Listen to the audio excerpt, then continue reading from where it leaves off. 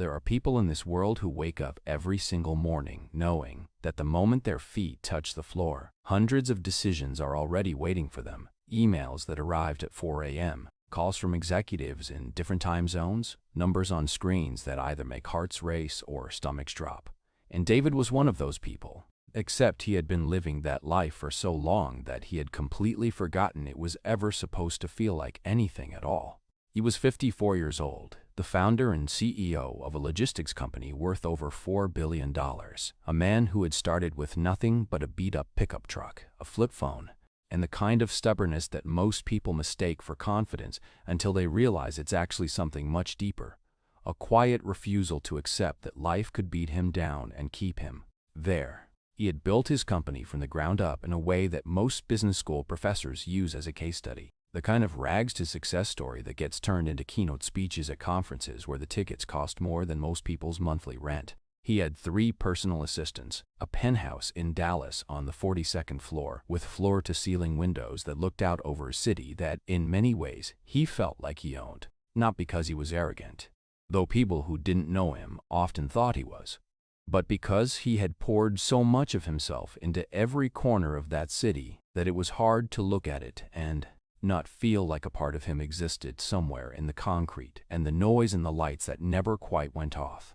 His name was in the business section of newspapers. His face had been on the cover of 2 major magazines. His phone, a device he treated more like a vital organ than a piece of technology, buzzed and rang and vibrated from the moment he woke up until the moment he finally gave in to sleep, which on most nights happened somewhere around midnight and ended again before the sun had any business being up. He had a rule, a firm, non-negotiable, everyone on his team knew about it rule, that he never answered calls from numbers he didn't recognize because his time, as his assistant once carefully explained to a journalist, was simply not something he could afford to give away to strangers. And for years that rule had worked perfectly. It had kept his days moving at the exact speed he needed them to move, had protected him from distractions, had made him sharper and faster and more focused than almost anyone else in his industry. But here's the thing about rules. Even the best ones, even the ones that have served you well for a decade, have a way of breaking at exactly the moment you least expect them to, usually on a completely ordinary day when nothing feels particularly significant. When the morning looks like every other morning and the coffee is the same temperature and the city outside the window is doing what cities always do. It was a Tuesday in November, the kind of Tuesday that doesn't announce itself as anything special. Gray sky, slight chill in the air, the kind of day that just exists without any particular drama. David had been awake since before 5, had already read through a 30-page acquisition report, had argued briefly with his CFO over a deal that was either brilliant or reckless depending on which side of the table you were sitting on, and was now sitting at his desk on his 4th coffee, his eyes slightly dry from the screen, his mind moving at a speed that most people would find genuinely exhausting if they had to live inside it for even an hour. His phone rang. He didn't look at the screen. That was the mistake. Or maybe, depending on how you look at what happened next, it was the single most important thing he ever accidentally did. He picked up, already talking, already halfway into the sentence he assumed he was supposed to be saying, and then he stopped, because the voice that came back to him from the other end of that line was not his CFO, was not a board member, was not anyone he had ever spoken to in his life. And for just a second, in the middle of all that noise and busyness and billion-dollar pressure, the world got very quiet. The voice on the other end was soft, slightly uncertain, the kind of voice that belongs to someone who grew up in a time when calling a stranger by accident was genuinely embarrassing, and the woman, because it was clearly a woman, older, unhurried, paused for just a moment before she spoke, as if she was trying to figure out whether she had dialed correctly or whether the universe had quietly decided to send her somewhere she hadn't planned to go. She asked very politely if she had reached the Riverside Medical Group, and David, who had been mid-thought about a quarterly projection and was fully prepared to say the wrong number and hang up before the sentence even finished, opened his mouth to do exactly that and then didn't, which was strange because David was not a man who hesitated. Not a man who sat in the uncomfortable silence of an unexpected moment and let it breathe. He was a man who moved, always forward, always toward the next thing. But something in her voice made him stop, some quality he couldn't immediately name. a kind of quiet dignity that felt almost out of place in a world that had trained him to expect urgency and noise from every direction. He told her no, this wasn't the medical office, that she had the wrong number, and he expected her to apologize quickly and hang up the way most people do when they realize their mistake, a little flustered, a little rushed. But instead she let out the softest laugh, warm and completely unself-conscious, and said she was sorry for bothering him, that her eyesight wasn't what it used to be, and she had probably misread the number she had written down on the notepad by her kitchen phone, the old-fashioned kind that still had a cord, and she hoped she hadn't interrupted anything too important. And David, for reasons he genuinely could not explain to himself in the moment or even weeks later when he tried, said, "It's fine, are you all right?" 3 words, 4 syllables. The kind of thing you say without thinking. The kind of automatic human response that surfaces before the logical part of your brain has a chance to weigh in and remind you that you have 17 things to do and a meeting in 40 minutes and absolutely no reason to be asking a wrong number whether she is all right. But he asked and she answered, and that was where everything changed. Her name was Ruth, she told him, 79 years old, a retired schoolteacher from a small town outside Beaumont, Texas, a place most people in David's world had never heard of and probably couldn't find on a map, and she had been trying to reschedule a follow-up appointment with her doctor. Nothing urgent, she said, though the way she said it, gently and with a kind of practiced steadiness, made it sound like it probably was at least a little bit urgent. The kind of thing a person learns to say calmly after a certain age because they've learned that panic doesn't change outcomes and that grace costs nothing. David was still holding the phone. He had not moved toward the hang-up button. His CFO's earlier email sat unread on his second screen. The acquisition report he had been halfway through annotating was still open on his desk, the cursor blinking patiently in the margin where he had been about to type a note. And none of it, none of the $4 billion, none of the schedules, none of the machinery of his enormous and relentlessly moving life seemed to be pulling at him the way it normally did, which was itself a strange enough feeling that he noticed it. The way you notice when a noise you've been hearing for so long you forgot it was there suddenly stops. She wasn't trying to be interesting. That was the thing about Ruth. She wasn't performing anything, wasn't trying to hold his attention or make an impression. She had no idea who he was, no idea that the man she was making small talk with to fill the awkward space of a wrong number ran a company that employed thousands of people across 14 states. No idea that his morning so far had involved more money changing hands and conversation than most people see in a lifetime. To her, he was simply a voice, a busy-sounding young man, she called him, which made something in his chest do something unfamiliar. And she was simply a woman who had misdialed and was now trying to be gracious about it. But she kept talking, and he kept listening, and outside the 42nd floor window the gray November sky sat still and quiet over the city, and neither of them hung up. He still doesn't know exactly when the conversation shifted from polite and accidental to something that felt almost necessary, the kind of talk that doesn't announce itself as meaningful while it's happening, but that you find yourself replaying days later in quiet moments, in the shower, in the back of a car, in the space between waking up and fully arriving into the day. But somewhere in those first few minutes of just being two strangers on a phone who had nowhere particular to be with each other, Ruth said something small and offhand about her late husband, not in a sad way, not in the heavy grief-soaked way that makes the person listening feel like they need to fix something, but in the easy and loving way that people talk about someone who was such a constant presence in their life that even their absence feels familiar, like a chair that's always at the table even when no one is sitting in it. She said he had worked in a factory for most of his adult life, had never made much money, never wore a suit, never had his name attached to anything larger than the small house they raised their children in, but that he had, without fail, without exception, shown up for every single one of her bad days. Not with solutions, not with fixes, not with the kind of efficient problem-solving that the world tends to reward and celebrate, but simply by being there, physically present, fully available, the kind of there that meant she never once had to feel anything difficult entirely alone. And David was quiet when she said that, actually quiet, not the strategic silence of a man waiting for his turn to talk, but the genuine stillness of someone who has just heard something land in a place inside them that they forgot was there, because the truth he had never said out loud to anyone, not his board, Not his assistant, not the therapist he saw twice and then stopped seeing because he convinced himself he didn't have time.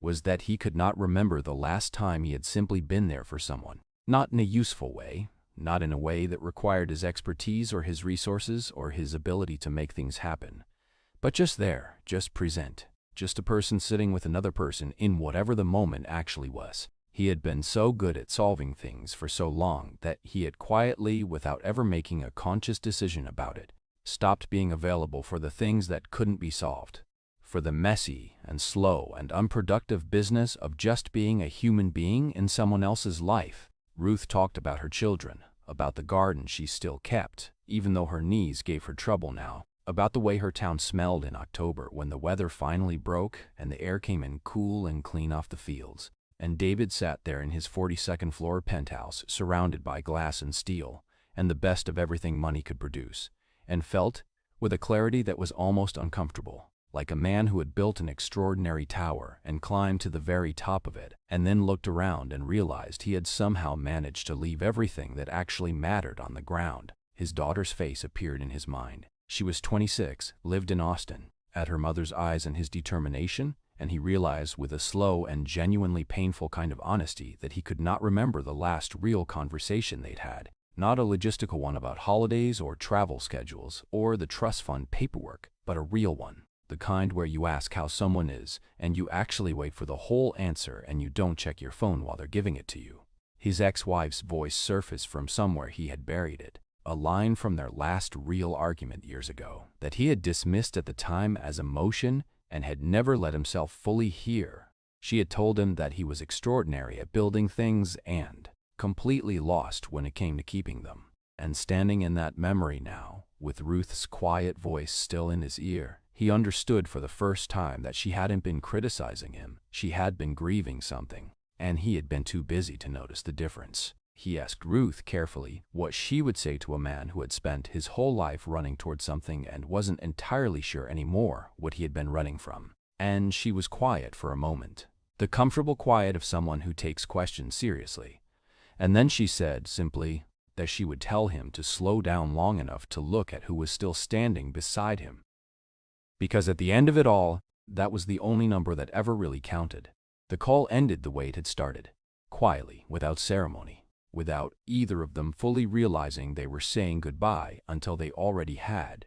And David sat there for a long moment after the line went silent, his phone face down on the desk, the acquisition report still open on his screen, the cursor still blinking in the margin where he had never finished typing his note. And for the first time and longer than he could honestly remember, he did not immediately reach for the next thing, did not open the next email, or dial the next number, or pull the next file. He just sat there in the strange and unfamiliar stillness of a man who has just been handed a mirror he wasn't expecting and is trying to decide whether to keep looking or put it down and walk away. He chose to keep looking, not dramatically, not all at once, not in the sweeping cinematic way that stories sometimes tell it, where a single moment washes over a person and they emerge from it completely changed and glowing with new purpose.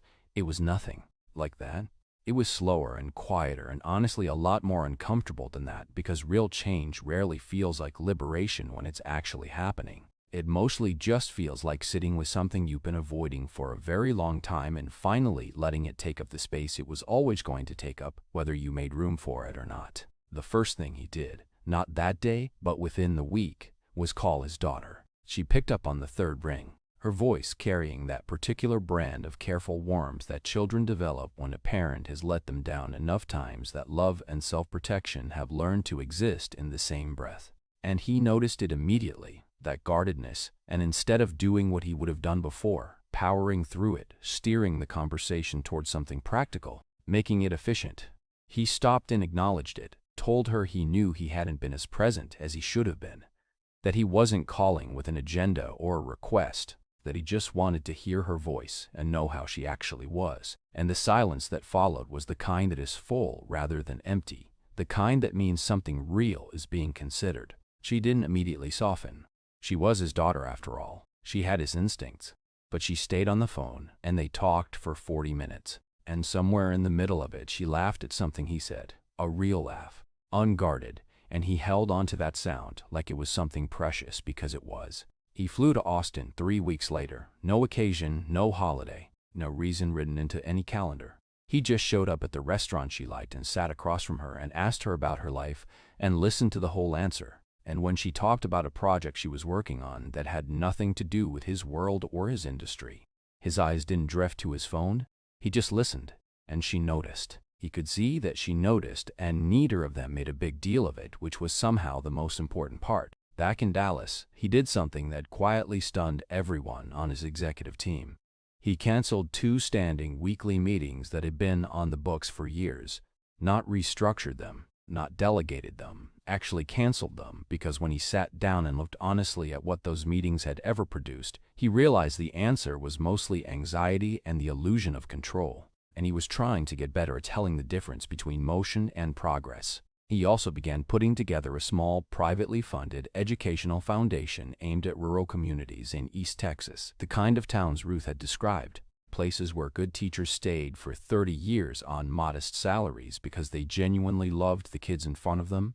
And he did it without a press release, without a photo opportunity, without attaching his name to the front of the building, which for a man who had spent 2 decades building a brand around his own identity was a more significant gesture than it might sound to anyone who hadn't lived inside that world. And then he did something that felt both simple and enormous. He asked his assistant to try to trace the number Ruth had called from, not for any complicated reason, just because he wanted to thank her, wanted her to know that a wrong number on a gray Tuesday morning had done something to him that 30 years of success had not managed to do, had cracked something open in him that he hadn't even known was sealed shut, and he wanted her to hear that from him directly, person to person, the way she had spoken to him, honestly, warmly, without any agenda at all. The information came back to him on a Wednesday afternoon, delivered by his assistant in the gentle and careful tone that people use when they are carrying news they wish they didn't have to carry. And what she told him was this: that the number had been traced, that they had reached a woman who identified herself as Ruth's daughter, and that Ruth had passed away almost 6 weeks after that November phone call, peacefully, at home, in the same small town she had lived in her entire life, surrounded by her children and her grandchildren and the particular kind of love that only exists in a house where someone spent decades making sure everyone inside it felt safe. And David sat with that news in a way he had never sat with anything before. Not with the urge to fix it or move past it or find a productive angle on it, just sat with it, let it be exactly as heavy as it was, because she had deserved that much from him, and he knew it. He thought about the fact that she had called the doctor's office that morning to reschedule a follow-up appointment, that somewhere inside that small errand was a bigger story she had chosen not to burden a stranger with, that she had spent 22 minutes being warm and funny and generous with the man she would never know had been sitting 42 floors above a city in a building that cost more than her entire town. And she had asked him for nothing, had offered him everything, and had hung up the phone and gone back to her garden and her notepad by the kitchen phone and the quiet daily work of living a life with grace right until the very end. He cried, which surprised him, not because he thought himself incapable of it, but because he couldn't remember the last time anything had broken through in quite that way. The last time something had gotten all the way past the professional exterior and the controlled demeanor and the years of training himself to process difficulty as information rather than feeling. And he let it happen, didn't apologize for it, didn't rush past it. Just let it be what it was, which was grief for a woman he had spoken to once and somehow owed more than he could calculate. In the months that followed, the foundation he had quietly started began taking shape in ways that felt real.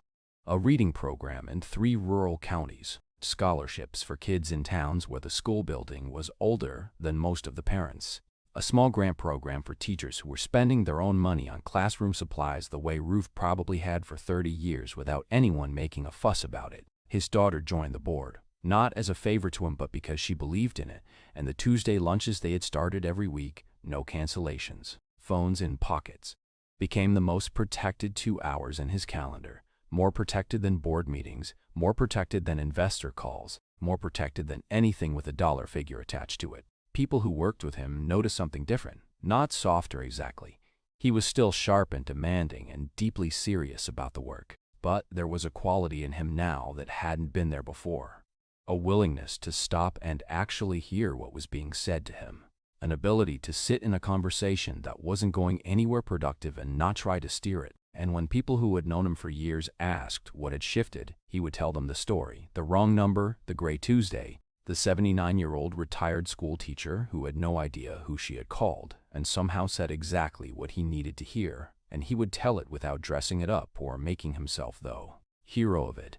Because the truth was, he hadn't done anything heroic. He had simply, for once in his life, not hung up. On his desk, between the quarterly reports and the framed photograph of him and his daughter from a hiking trip they took the previous spring, her idea, and one of the best days he could remember in years, there was a small handwritten note card, the words in his own handwriting because he had wanted to write them himself. And it said, "Slow down long enough to look at who is still standing beside you. Because that is the only number that ever really counts." And every morning when he sat down and the phone began to ring and the city outside the window started its noise again, he read those words first, before anything else, and remembered a woman named Ruth who dialed the wrong number and somehow, impossibly, reached exactly the right person. Thanks for watching my video. Like, subscribe and share.